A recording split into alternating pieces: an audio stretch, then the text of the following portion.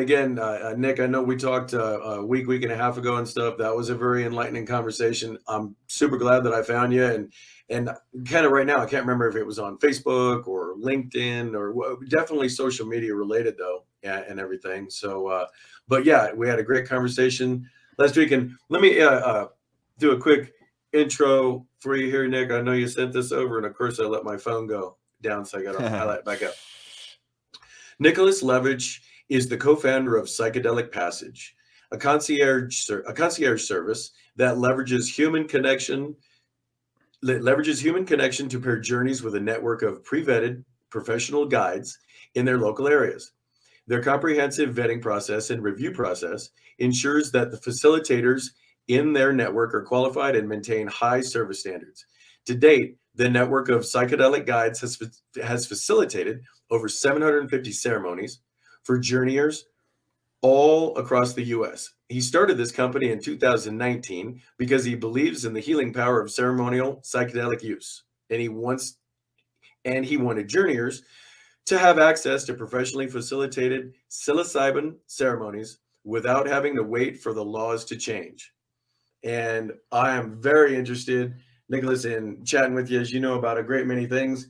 I guess my first question is, what was the catalyst for starting Psychedelic Passage?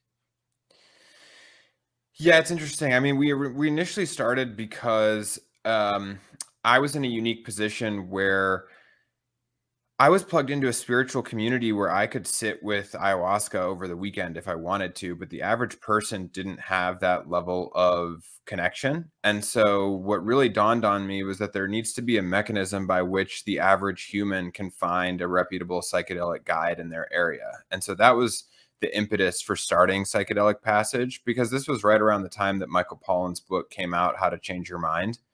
And he stressed the importance of a guide, which I thought was awesome. But then the next question that on everyone's mind was, well, how do you find one? And he wasn't willing to help. And so there was no transparent resource on how to actually find a guide.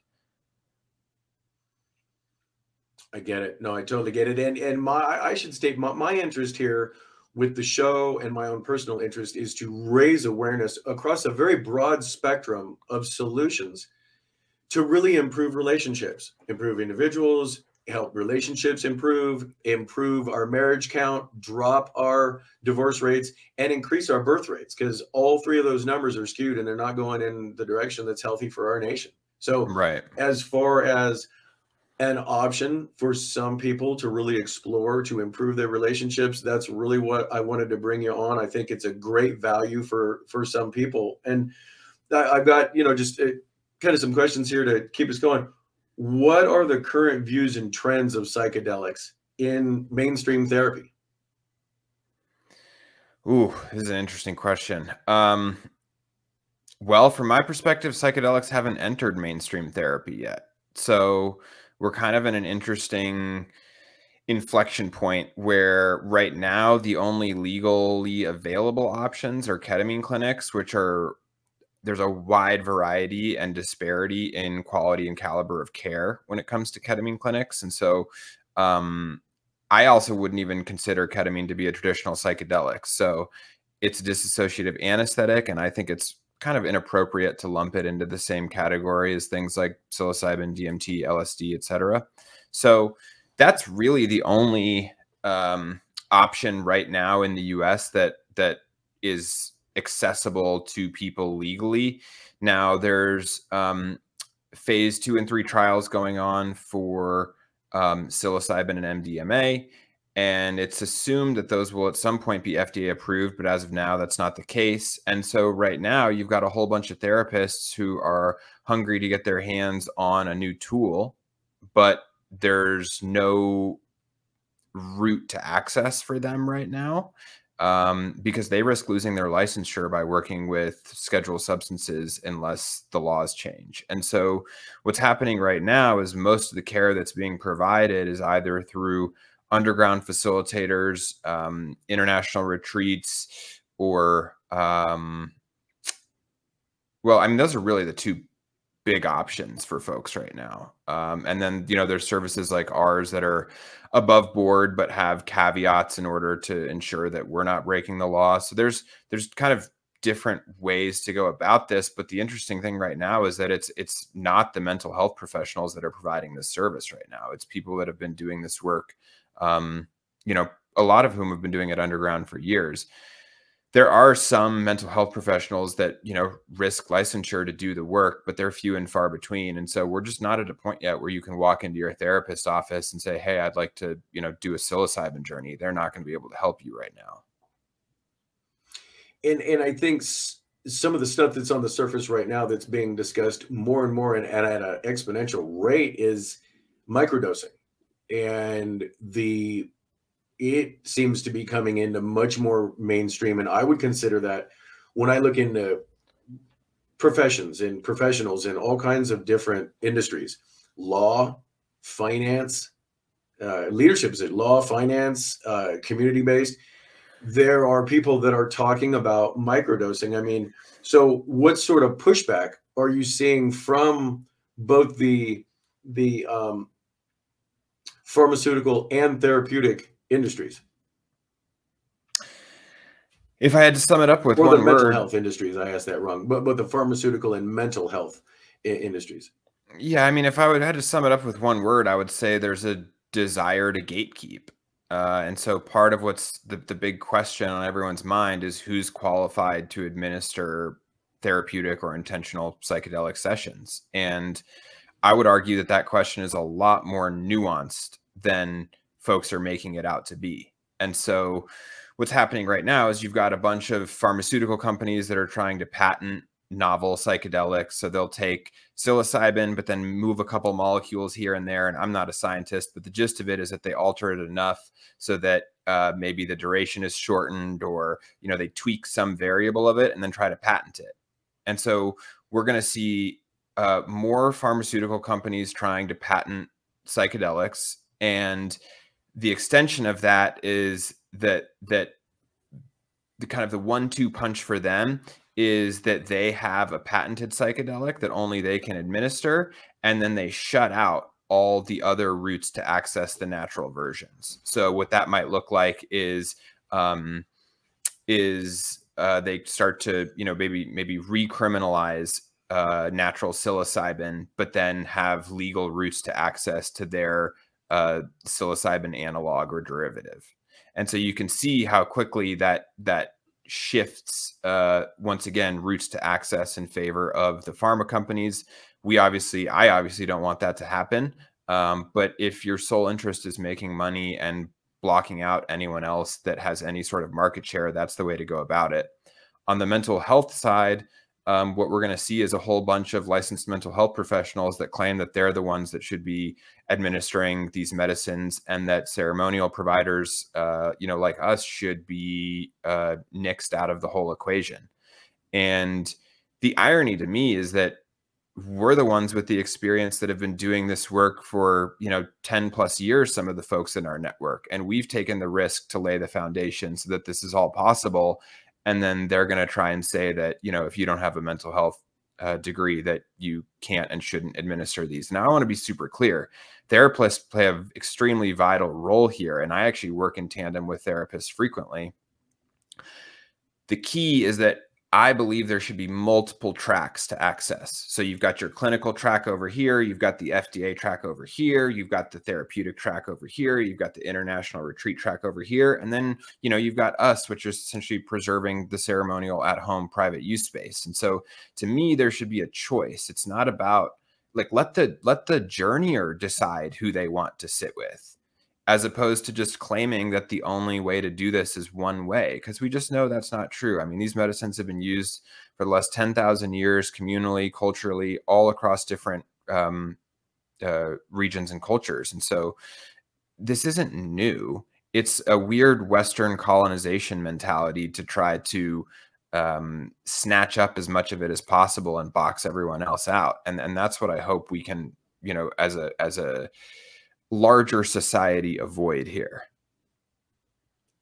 Yeah, and we talk about big pharma, pharmaceuticals, and these addictions that happen with and these side effects that happen with so many drugs across the board. What are some of the benefits that you're seeing, just from a broad perspective, of psychedelics helping out our entire population for multiple different forms of anything from anxiety, depression, to temporary pressures of life's choices, the jobs we choose, the families we try to create, the friends and the activities we try to create for ourselves, which sometimes we don't really, we put pressure on ourselves as humans, don't we, with our own ambitions? Yeah. I mean, so, yeah, these are some broad questions. I'm trying to think about the most straightforward way to answer this. I mean, the most common reasons that people come to us, I would say 80% of folks that reach out to us are feeling stuck in some way, shape, or form. So that might look like, anxiety, depression, PTSD, addiction, OCD, early childhood trauma. And then there's, maybe 20% of folks who I would say are more like seekers, like spiritual explorers, or folks looking for more personal growth, self-actualization, that kind of thing. But, we have a culture and a society who, on the whole, is unhealthy, unhappy, and lacking the tools and resources that they need to heal from within. And so that creates an environment where there's a lot of people who are helpless, or at least feel helpless. They've lost hope in the system. They either tried therapy or tried medication, tried all these things, and they're simply not getting the relief that they seek. And so that's pushing them to explore a new frontier that they probably would never have explored otherwise. But because they're kind of at the end of their proverbial rope, so to speak, they're willing to look towards something like psychedelics. Now, the challenging part from my perspective about that situation is just that they're not a magic bullet. And so it puts a lot of pressure on the experience if you're showing up here going, well, this is my last hope. It's my Hail Mary. I've tried everything else. And if this doesn't work, I'm screwed. Now, I that just puts a lot of pressure on one single event to change your whole life. And that's the challenge with the way that these are portrayed in the mainstream media. Is everyone talks about how, the best stories are a single psilocybin session cured my depression, or a single journey cured my alcoholism. That does happen. I'm not saying it doesn't happen, but for the average human, that's not the outcome that you get. And so there's an immense amount of participatory work that's required on behalf of the journeyer. And so in the Western healthcare system, it's very passive, right? Take this and you'll feel better. That's it. You don't have to actually change any of your behavior, right? You've got high cholesterol, pop a Lipitor and keep eating muffins. Like, you don't need to change your inputs. And yeah, no personal responsibility. Right. And so when we move towards a treatment or an experience like this, it's all rooted in personal responsibility. I, as your facilitator, can't do the healing for you. No one else can. You're the one that is required to take ownership of what's happening to you. Now, that doesn't mean that you didn't have some horrible life circumstances, but the point is, it's your life that happened to you. And we've got to find a way forward where you can take ownership of what's happening, make changes where is needed, so that you can get a different result out of life. Yeah, I totally agree. I've got kind of two questions thinking through this that are kind of going in two different directions, but very related. How do you see psychedelics assisting with the elderly? Well, the interesting thing about aging is the older we get, the closer we get to death. And I think one of the things that our society in general has a very challenging time with is coping with death. And I think so many of us spent so much time avoiding death that we forgot to live. And so what I actually see is that there's a lot of people in their late 60s all the way up into the 80s who, some of whom are totally healthy, others have like terminal diagnoses, but they're reaching this point where it's like, I'm retired, my kids are out of the house, I have all this time, and I'm finally slowing down and looking internally and sitting with myself and realizing like, I'm not that happy, or maybe I didn't live life on my terms, or maybe I want to make the most of my last, quarter or third of my life before I leave this planet. Or I've got a terminal diagnosis and I know I'm going to die. It's imminent. Doctors have given me 6 months. How do I establish a healthier relationship with death? And so those are the kinds of questions that we see motivating what I would call like older folks to pursue something like this, especially some of whom have never, ever, ever journeyed in their life or done drugs or experienced altered state of consciousness. They're really, open to seeing what they maybe weren't aware of before. Yeah. And then on the converse to that, at what age might it be appropriate to administer psychedelic meds to children that have gone through a trauma that would suggest the solution? This one's a bit more challenging because it really requires having the appropriate support system. So, the thing is in our earlier, childhood or even teenage years, we're still developing a sense of awareness. Like we're still, physiologically, our brains are still forming, but then there's also this piece of awareness. Like how much self-awareness do you have at 13, 14 versus 18 versus then 25 and 30? Like I would argue that there's a massive difference between 18 and 25. Now,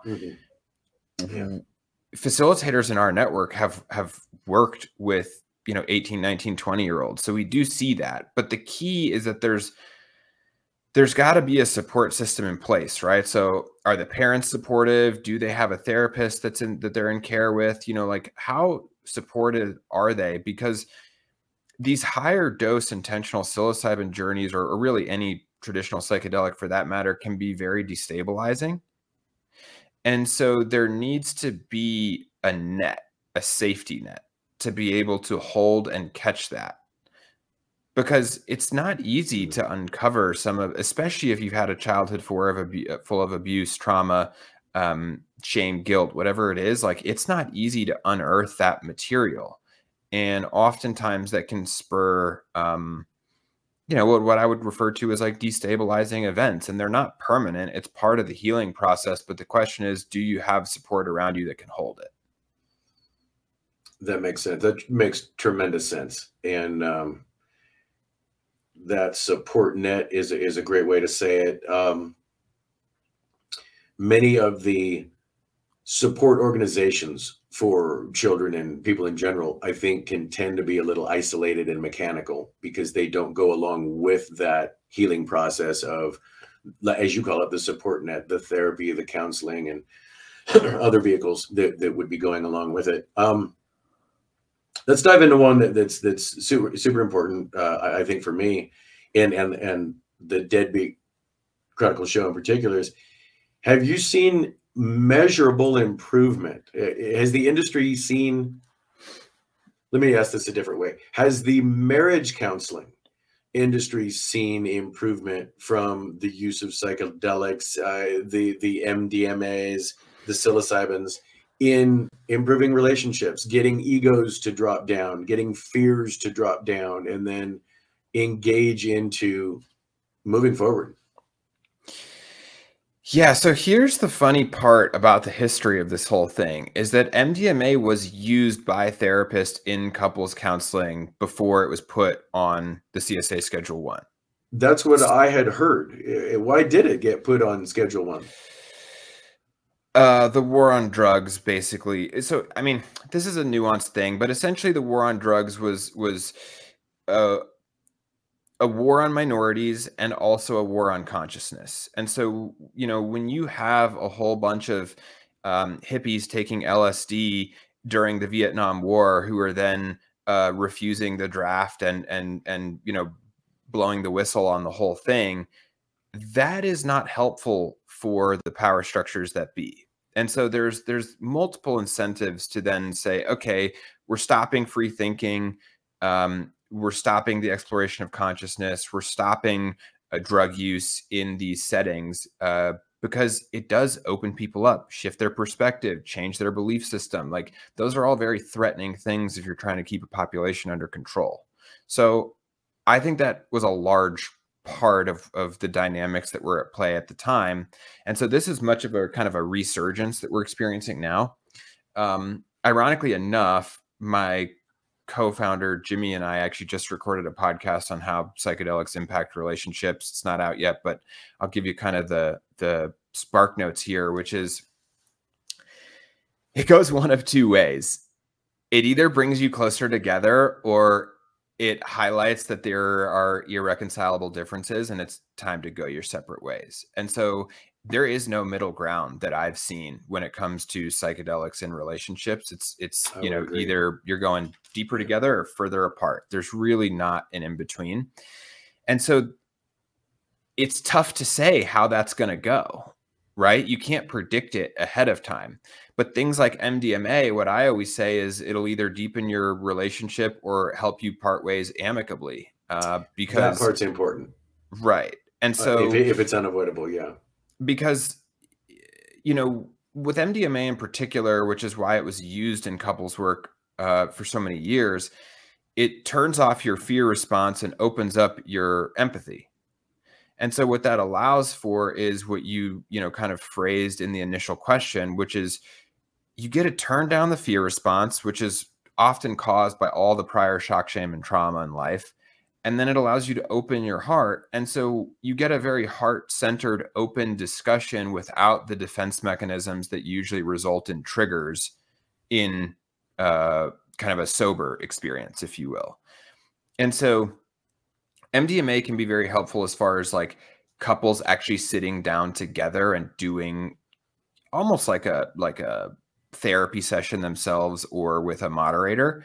When it comes to something like psilocybin, it's much different because, you know, for a lot of folks that are in medium to high doses of psilocybin, you can barely even form sentences. You're not even sure what's happening. And so that's not very conducive to like working things out with your partner. So one part of this is choosing the right medicine based on like what you're trying to accomplish.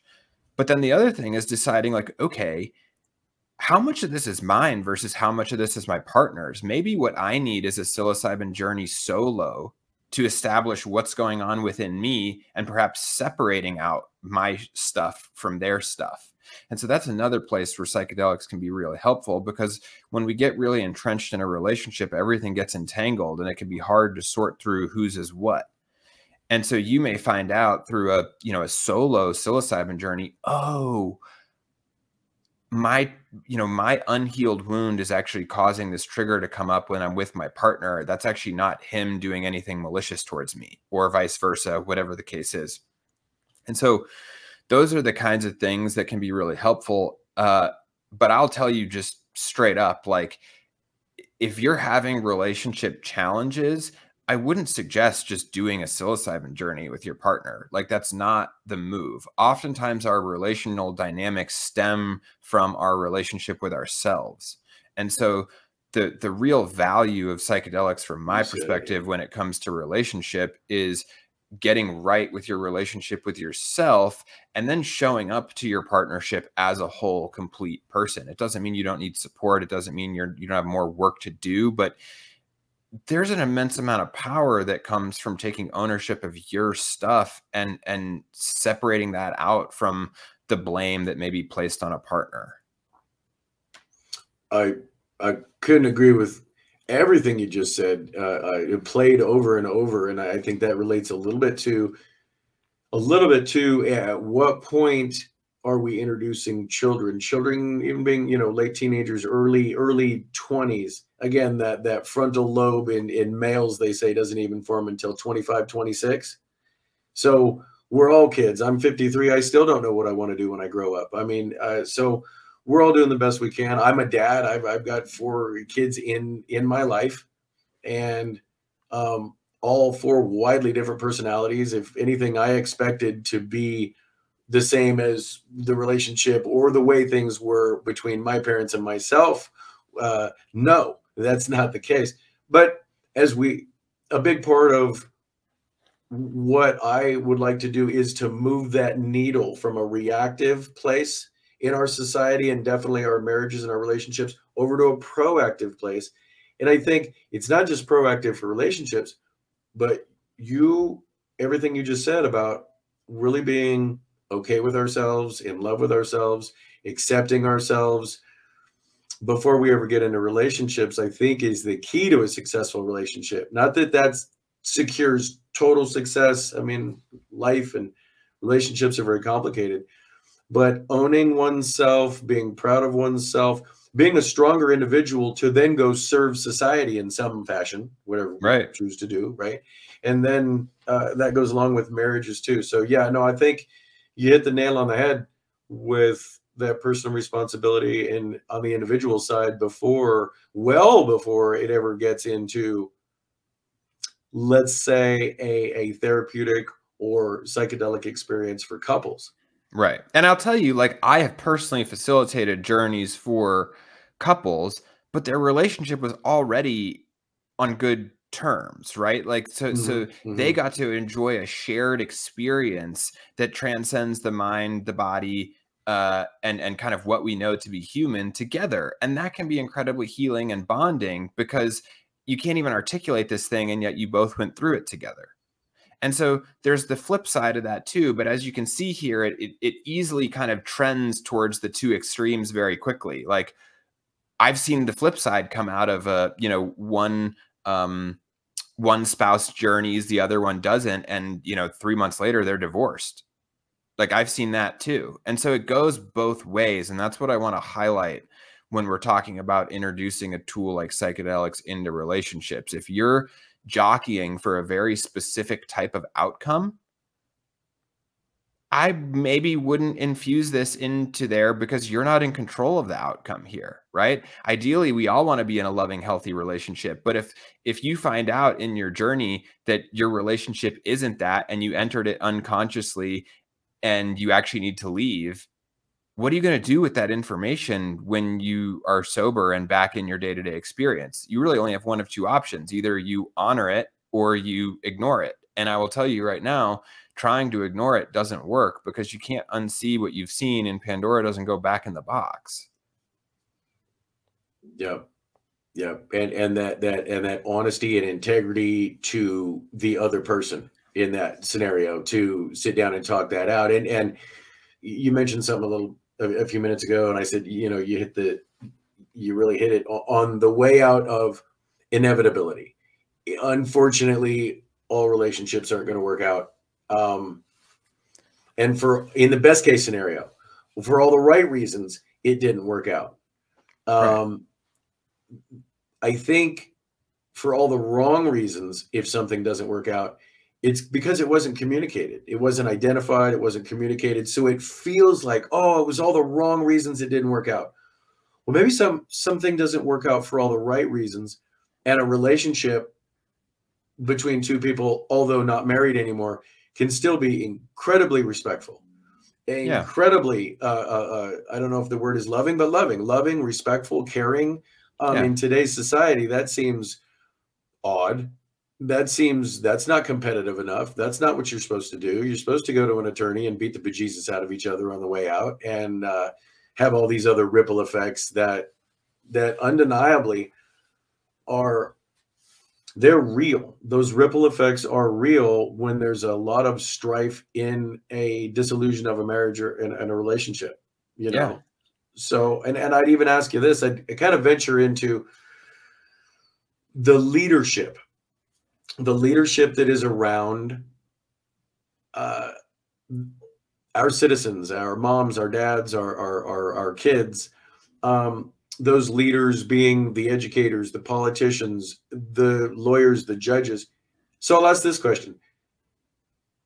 What sort of experiential learning and or potential psychedelic training should these individuals go through? I don't know if I can say, should they have to go through? I don't mean, I'm the guy that wants to be free. So suggesting more regulations, requirements, and laws isn't necessarily my goal at all. But to ask the question, we're forcing, I talk about this a lot, we're forcing people to do a lot of things with regulation and law and requirement, expectations, standards. And none of those standards have come along with an awful lot of spiritual, a spiritual guide, like a manual, like you get a manual with your car, operational manual. You get an operational manual when you buy a blender. Yeah. So all of that seems to be missing, and it seems to be missing on purpose a lot of the time. Well, if you've got a whole bunch of individuals who can heal themselves from within, there's a lot of industries that are just kind of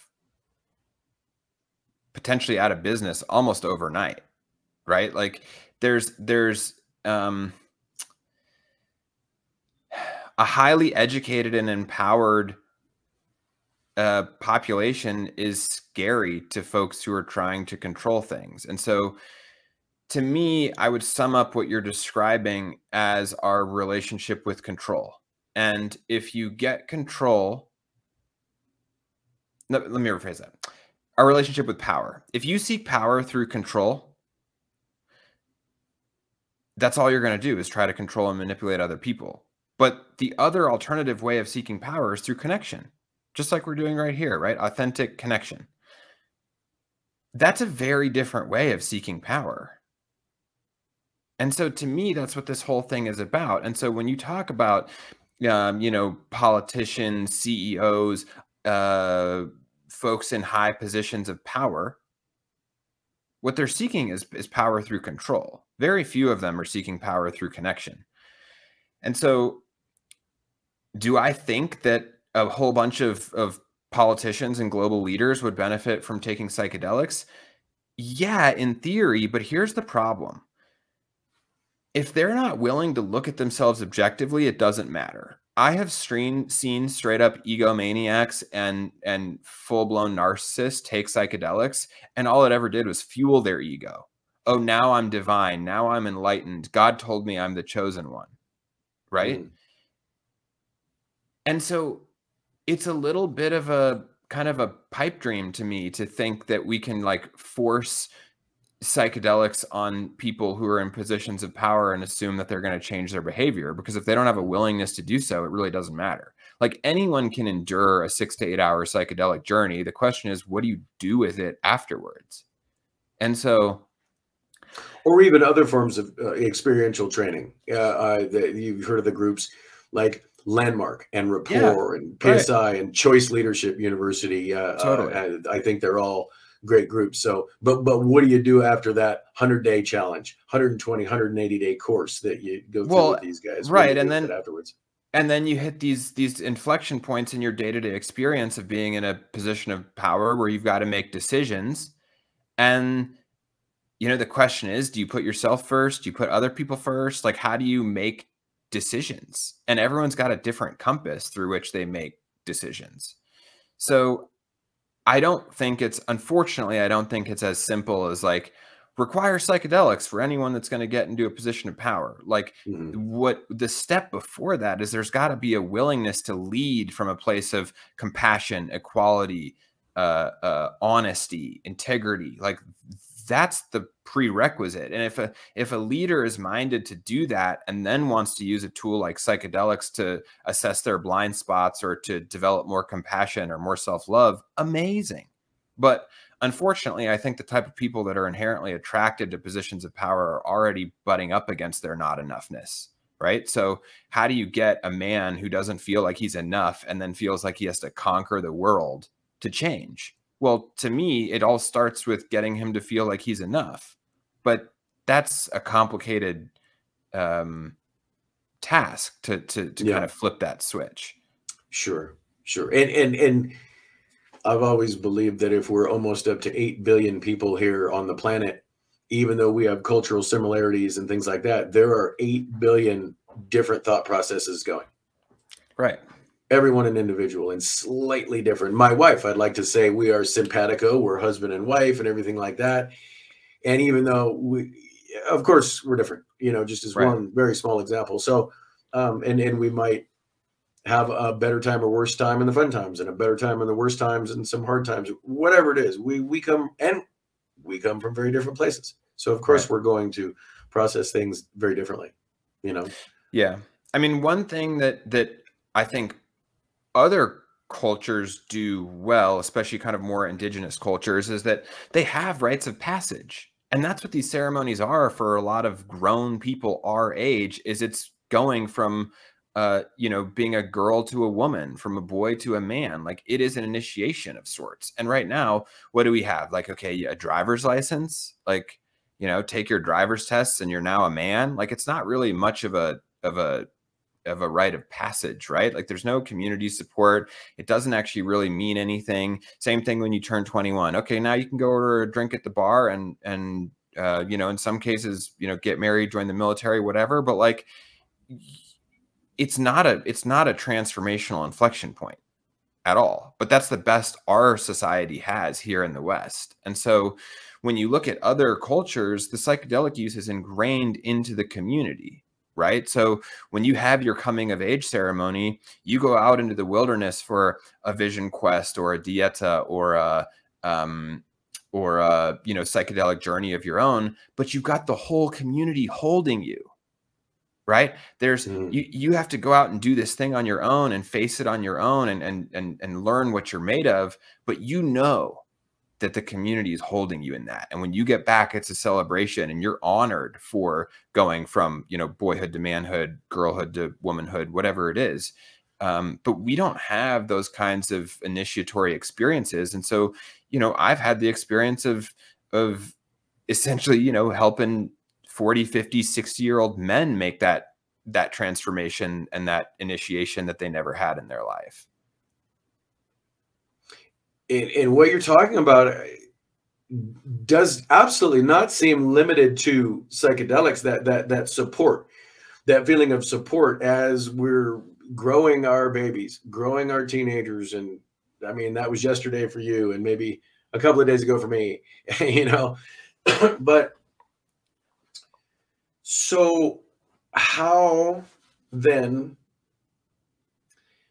do we, or are we stuck with very somewhat underground and or let's call it grassroots efforts to have these conversations and these philosophies become mainstream? Are we limited to that? I'll share with you. I would love to have much more of these conversations at the school district levels here in the Southern Nevada area. We've got Clark County Unified School District. I'd absolutely love to have these very emotionally intelligent conversations. And we're having them more and more with and not only the direction of the podcast, the show here, but a nonprofit organization that we're involved with is very involved with the family, the protection of the family, very young families. And all of these conversations are relative, personal responsibility, extreme ownership. It takes a village to support all that. Sometimes I myself feel like I'm very much on top of those things and very proud of those things. Other days, there might be some challenges and I might feel like I'm not holding the line here. Right. And so the self-esteem drops a little bit, and maybe my perceptions of value are a little mechanical and certainly financial. Right. And when things don't work out, you're like, oh, okay, well, wait a minute. What did I do with my 24-hour day? How do I do better with it tomorrow? And then what happens when for me, I've made choices to be in the pool, the swimming pool industry, podcasts, and nonprofit. And I have my family and my habits. And so filling up my 24-hour day, when that 24-hour day doesn't go right, or maybe I'm dependent on others and my expectations didn't get met, and then that in lies perception, and then that all gets wound up, you need to unwind it, right? And there's less and less time to unwind for so many people. Yeah. I mean, it's hard to get true unobstructed downtime. Like, I had the experience of going to Burning Man for the first time last year, and my takeaway, crazily enough, was that I forgot what it felt like to be totally disconnected for 10 days.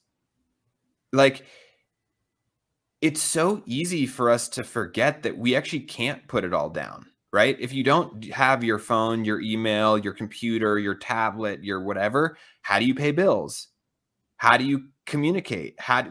And so the cost of all this technology, all this connectedness is that we're always on.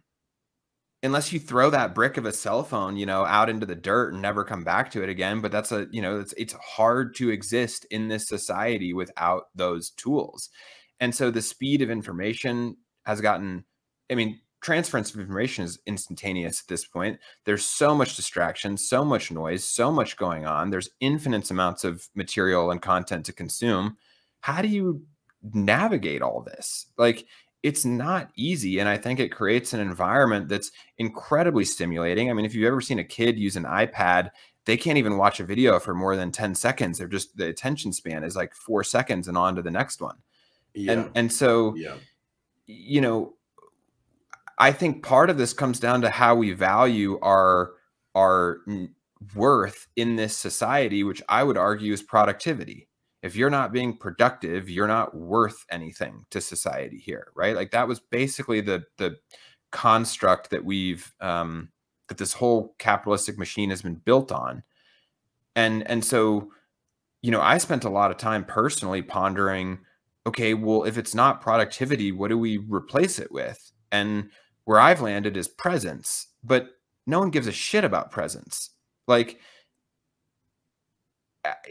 I would argue it's what makes life worth living. But if you go and tell an employer that, your biggest skill is that you can be present, they're going to be like, okay, well, that doesn't help me. Figure out this spreadsheet. So yeah, increase my forecast numbers for the next quarter. Right.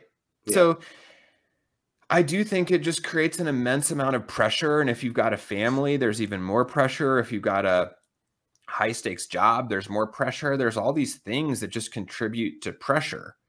And it's very easy, I think, for us to feel like we're in a pressure cooker with no way out. Yeah. I like to go locally. Las Vegas can be a hub. You can almost go in every direction, and there's quite a bit of camping, outdoor, camping and gorgeous stuff. It's not desert. It's all kinds of different environments. In the couple of times when there's no cell phone range, I have felt like it actually feels good to be forced to not communicate. This is a whole different realm, and you kind of sit there and you enjoy things. You realize things. I don't even remember what this felt like. This is brand new, but it's familiar. It's very familiar, right? We know we've, been there, whether it was a younger age or an experience or something, but it is a very good feeling. It's a very, very good feeling. So slowing down and simplifying. So again, not to use the word force, but how do we introduce the value of that separation from technology into our elementary school kids, our junior high kids, our high school kids, 53-year-old me, everybody else that is really attached to this cyborg device. I'm guilty of it. I don't mean to sound like I think we all are. Here. How do you run a business without one, right? Imagine trying to run any one of your businesses without that device. It's almost impossible. And so to me, it's a luxury to be able to take time away and go sit in your tent out in nature, right? That was my big takeaway, is that most people don't have the luxury to be able to do that because of time, work, finances, whatever it is. And so I think the whole thing starts with reorienting our values. We have to decide that we have different values than the ones that have been jammed down our throat over our developmental years. I know, I had what I would consider a relatively healthy, loving upbringing, but I was definitely programmed with the go get a job that makes the most money and work. Like I was not conditioned with do what you love and you can always make it work and be successful. Like I didn't get that piece. What I got is like, go work hard. Yeah. And there's something to be said for work ethic. Don't get me wrong, but like, why not apply that work ethic to something you actually like to do? Well, and you talk about that support system in other cultures for that rite of passage to go out, that individual boy or girl, you come back and there's that net. In that theme with employers, small business, corporate, to have that promotion, because there's an awful lot of movement with employee retention, what Yeah. I call employee retention, to create these environments that are very positive. Well, how about a component of that that was very specifically a separation from technology? Hey, go on a sabbatical of sorts. Yeah, or like a meditation retreat or something. Technology free. We're not going to reach out to you. You're not expected. We don't Right. yet. And the meditation. I'm sorry. The meditation retreats. Forgive my ignorance here. Do they very much require get rid of your technology? You're out here for 5, 10, whatever days it is, and that's part of the experience. Is a complete separation from all that. Yeah, exactly. Where do I sign up? Yeah, and what's crazy is they're free. Like a lot of these meditation retreats are free, but for most people, it's how do you get the time away? How do you get into the program? There's, just other hurdles. But I do think that we would all benefit from what I would call much more holistic approaches when it comes to employee happiness, employee productivity. Because I mean, the way that I see this played out in a lot of companies is like, what folks need is a living wage, and the company tries to say, oh, well, just go do yoga. That doesn't solve it, right? Like it takes I think about it in terms of creating win-win scenarios, right? You can't have an employee that's underpaid and on the path to burnout and then just sprinkle in yoga and free lunch and think that that's going to solve it. Right? You have fundamental issues that are at play here that a yoga session is not going to solve. Like, yeah, it's nice that you offer yoga, but if the conditions of employment are inherently toxic or unsustainable, that doesn't actually help. It's a bit of a Band-Aid, isn't it? Yeah. And so I think when you see a lot of this like mindfulness in the workplace, it's like, yeah, but don't use the mindfulness towards us. Don't set boundaries about what you need as an employee to us as an employer. We're the ones that tell you what to do. And so there needs to be a fundamental adjustment in the power dynamics between employee and employer if this is actually going to work. You mean introducing the some of the meditative? Yeah, it's not it's got to come with a whole wheel of you're saying look, I mean, once again, like, okay, practice. Right. So the CEO of a company now gives you the Headspace app. Okay, great. You got a free subscription to a meditation app. But let's say you meditate every 10 minutes every day, right? But that doesn't solve the fact that you don't have healthcare or aren't getting paid, a wage that allows you to send your kids to daycare or whatever the case is. So like, that's not actually fixing the problem. And so I just think it's important that we get very clear on what the problem is and then determining like, okay, will mindfulness or yoga or psychedelics like help? Or is there something fundamentally out of whack that essentially transcends all that? Yeah. And so from a takeaway standpoint, the folks that are gonna, listen to and hopefully very much internalize this podcast, the messaging from a takeaway standpoint, what would be your best guidance from here forward if someone is looking to get into, talk about a broad question, I know, sorry, but if someone is interested in really pursuing this avenue a little bit more to improve themselves, to realize more potential in themselves and their relationships, if that's where it's at, their families, my first question, I guess, where on an individual basis, what would be your best suggestion to take the next step into research for folks? Yeah. So I think the first thing when it comes to intentional psychedelic use is just getting a foundational understanding of what it entails. Like, what is this process? What drugs fall into that category? What are the risks? Am I suitable for this? Right. And so, like, at psychedelicpassage.com, we have a whole bunch of articles that cover all these questions, right? Essentially, and that's the purpose of our resource hub, is to help a novice, uninitiated, psychedelic user to understand how these medicines work, who they're meant for, who would benefit from them, and the risks involved. Okay, so like start there. And then the second piece I would say is, if you decide, okay, this is interesting, I like what I'm reading, this is something that I feel like I want to move towards, I'm feeling called to it. The next piece is find the right support. Because when we're talking about therapeutic or intentional psychedelic experiences, this is very different than going and taking some mushrooms at a concert or on a hike or whatever. Not that those things can't be fruitful, but what we're really talking about here is approaching this with intentionality, sacredness, and support, so that you can actually increase the likelihood of having the outcome or the transformation that you seek, right? At the end of the day, you're not doing this for no reason. You're doing this because you want a specific outcome. And so it's important to follow the protocol that we know increases your odds of getting there. And so there's, we started this podcast talking about all the different kind of ways that you can seek treatment. And so find the support that works for you. You may find that, like, you would do better in a retreat setting where you unplug and are fully immersed in it. Other folks may feel like, I can't take that time off, I would rather be in the comfort of my home. That's what I need.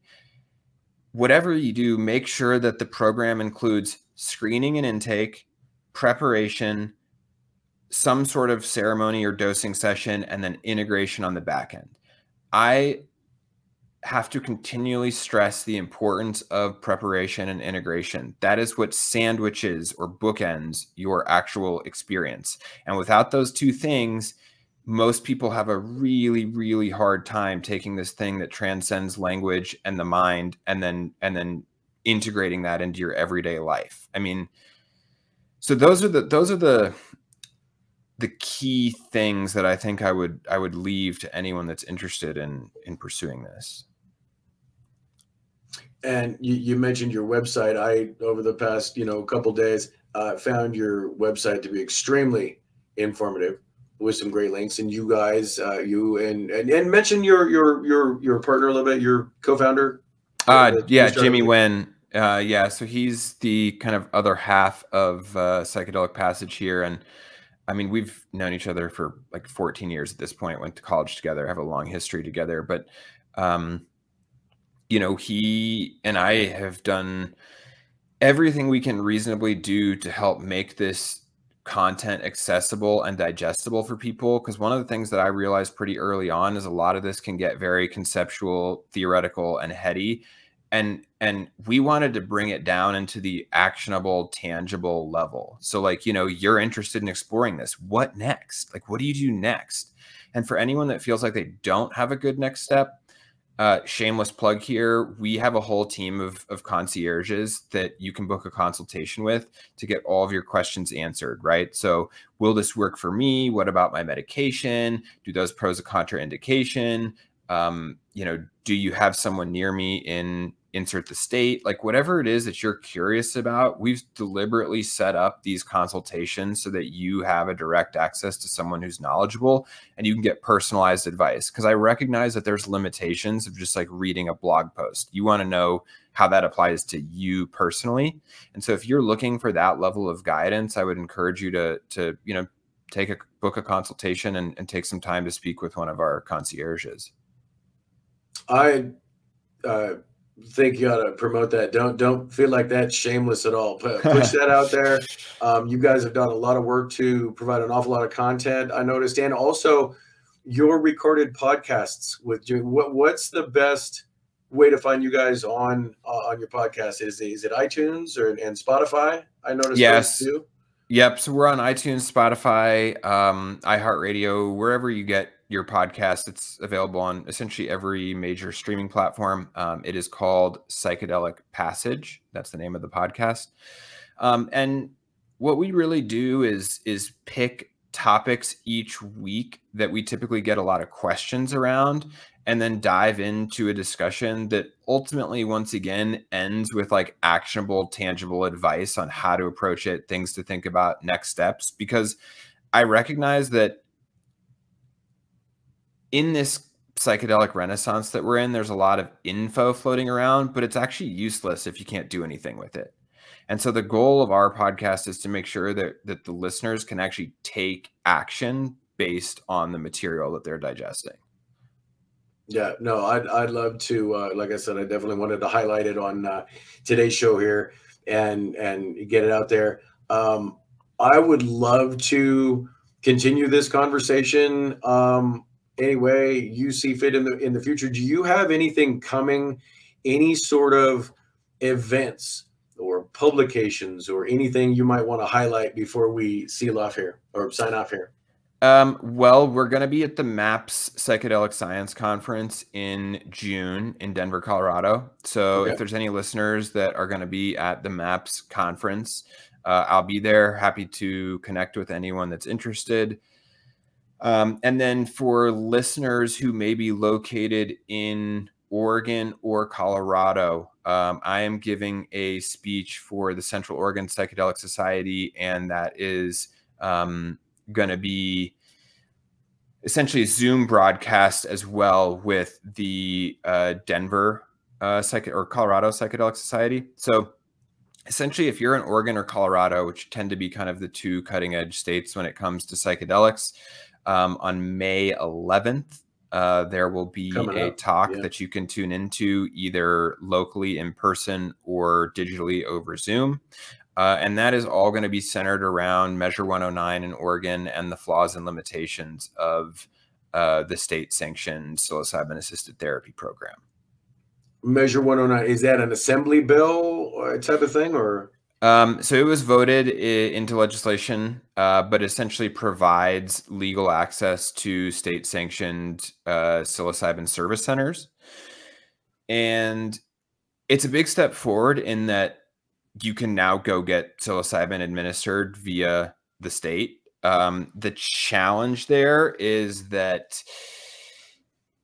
I don't think I use the term they loosely, but whoever kind of made the final decision here, I don't think they understood exactly what the implications of the facilitator requirements were. And so what this has basically created is an environment where you can be a licensed facilitator, having never journeyed yourself before, never have undergone a psychological eval.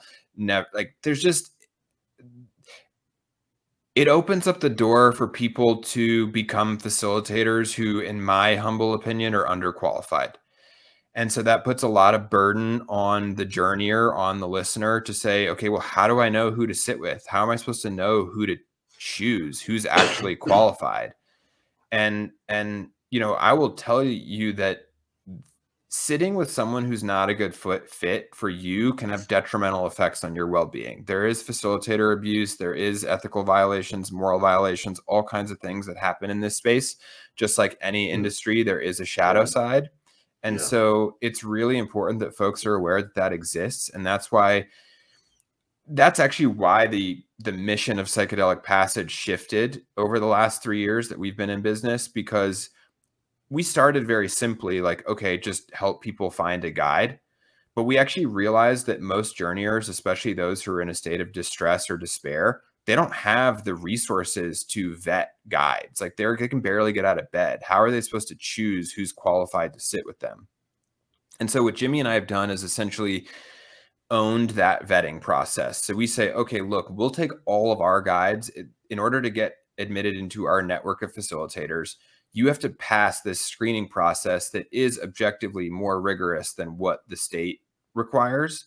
And we do that because I want to ensure that if a loved one came to me and was seeking treatment, that I could send them to any facilitator in our network, and I could sleep at night knowing that they're going to get the care that they deserve. Now, I think there's going to be a number of clinics that roll out in Oregon where I don't know that they're going to be able to say the same, because they don't actually know who these facilitators are. They just assume that because they're licensed, they're inherently qualified, which I would argue is not the case. And so you can see how this becomes a very challenging landscape for the journeyer to navigate, because it's a free-for-all. No one knows what's happening, and it's going to take some really adverse experiences to unfortunately occur before folks go, oh shit, maybe I need to like put some more thought and care into who I'm sitting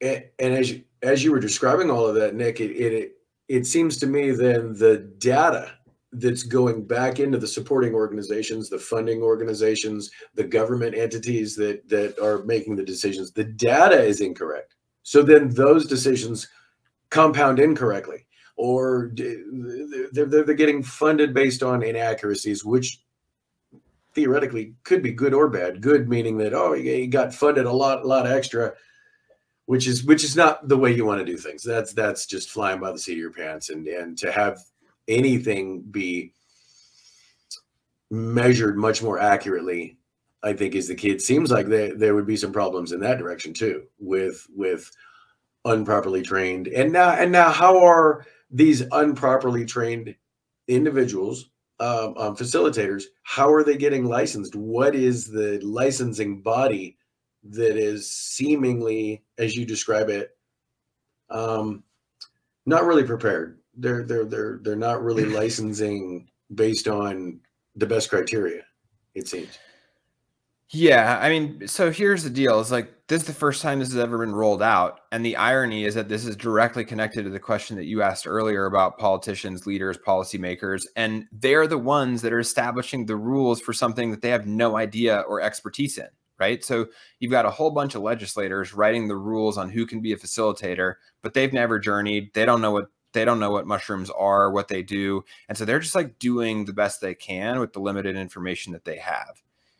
And so the only requirements right now to become a facilitator in the state of Oregon is residency, a high school diploma, 21 years or older, a criminal background check, and 200 hours of education. Now, in my humble opinion, 200 hours of education doesn't qualify you to do much of anything. You actually need more education to be a barber in the state of Oregon than you do to become a facilitator, which is scary to me. Well, come on now, Nick. Don't be hard on the barbers. We all know that hairdressers know more about their clients than their therapists do. So they probably need that high level of emotional and psychology training. Right. And so the other piece is that the in-person practicum is so limited, right? And so we're talking about 40 hours of experiential training, of which there's no clinics up and running. So they're using breath work as the altered states work, which is a start, but that doesn't actually get you all the way there. And so to me, the most important thing in a facilitator is that they're able to mirror you back at yourself without projecting their own ego, beliefs, desires, fears, neuroses into that container. That takes an incredibly emotionally adept and spiritually developed human to be able to do that. And right now the state has no way to measure that. I mean, how would you measure that, right? It goes back to the presence thing. Like, how do you measure the amount of internal healing work that someone has done in an effort to show up like a clean slate? Not easy. Yeah. So,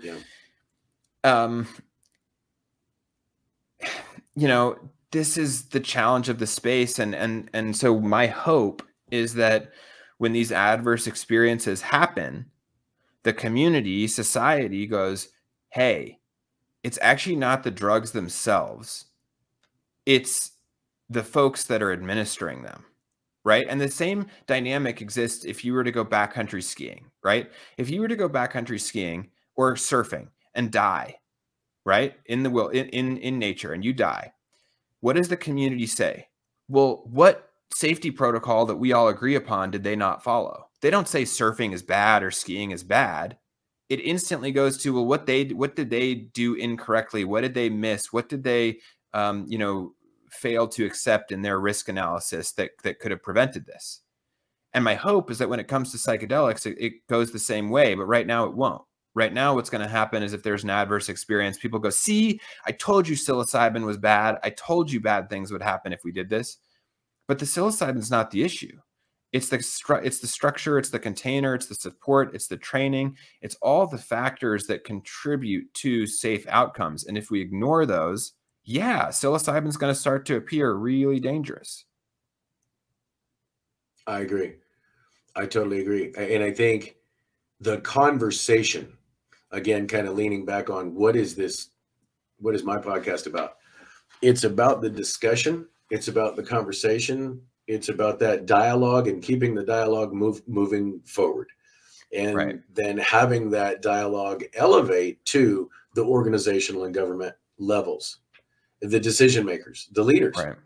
Right. And I think that this nation of people, any nation, really should be in a more leadership position, and leadership with ourselves, our families, respectfully. I'm a big believer in keeping the authority of the family under the roof, not in the power of the state or social media or entertainment or society or anything else, so.